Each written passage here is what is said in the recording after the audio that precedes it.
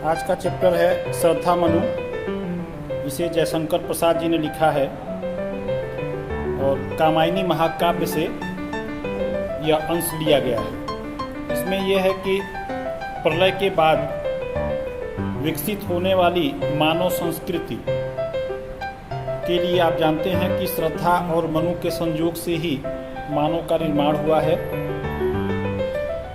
मनु समुद्र के किनारे चुपचाप बैठे हुए हैं तो श्रद्धा वहां पहुंचती है और इन दोनों की बातचीत का वर्णन इस पूरे चैप्टर में है। अब श्रद्धा पूछ रही हैं कि कौन तुम संस्कृति जलनिधि तीर तरंगों से फेंकी मणि एक, कर रहे निर्जन का चुपचाप प्रभा की धारा से अभिषेक।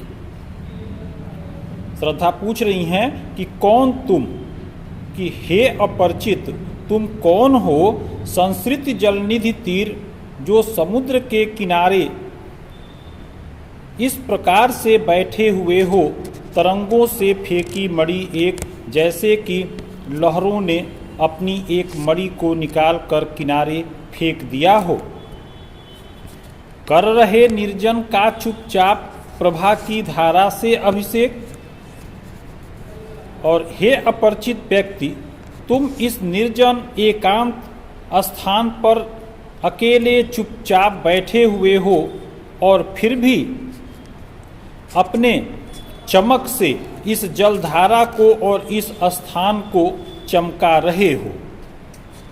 आगे, मधुर विश्रांत और एकांत जगत का सुलझा हुआ रहस्य, एक कौड़ा में सुंदर मौन और चंचल मन का आलस्य।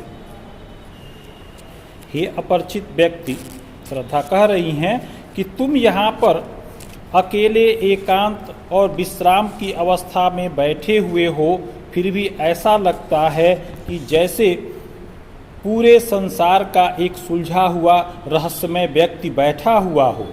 एक कौड़ा में सुंदर मौन और चंचल मन का आलस्य।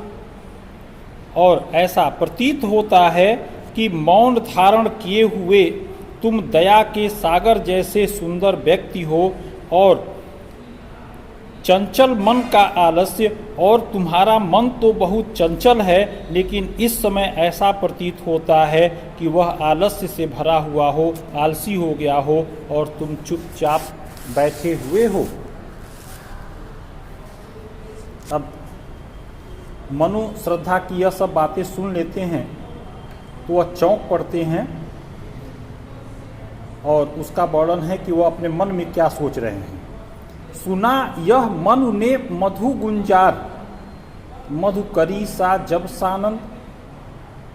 उस एकांत स्थान पर अकेले बैठे हुए मनु जब यह आवाज़ सुनते हैं तो वह चौंक से जाते हैं कि इस एकांत स्थान पर मेरे पास ऐसे मधुर आवाज में कौन बोल रहा है कि ये मुख नीचा कमल समान। जब अपनी दृष्टि उठाकर श्रद्धा की तरफ देखते हैं तो श्रद्धा अपना मुख नीचे किए हुए धरती की तरफ देख रही हैं, तो मनु को ऐसा प्रतीत होता है कि जैसे कमल अपना सर नीचे किए हुए हो।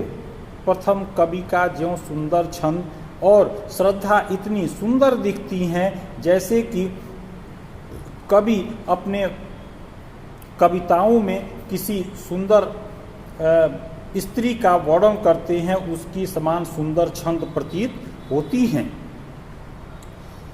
आगे, एक झटका सा लगा सहर्ष, निरखने लगे लुटे से कौन, गा रहा यह सुंदर संगीत, कुतूहल रह न सका फिर मौन।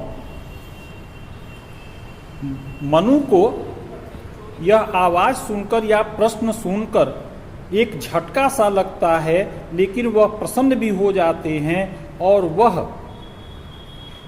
श्रद्धा को देखते हुए यह सोचते हैं कि यहाँ पर यह सुंदर संगीत कौन गा रहा है, कुतूहल रह न सका फिर मौन।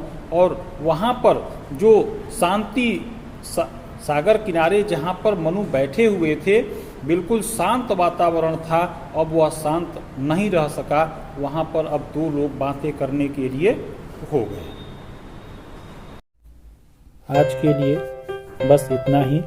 नेक्स्ट वीडियो में हम इसी चैप्टर अर्थात श्रद्धा मनु का अगला पार्ट देखेंगे। कोशिश हमको ये करना है कि अगले पार्ट में ख़त्म कर लें। नहीं ख़त्म हो पाया तो फिर एक और पार्ट बनाया जाएगा। तब तक चैनल को लाइक शेयर कमेंट्स करना न भूलें, और अगर सब्सक्राइब न किए हों तो सब्सक्राइब करें। Thank you.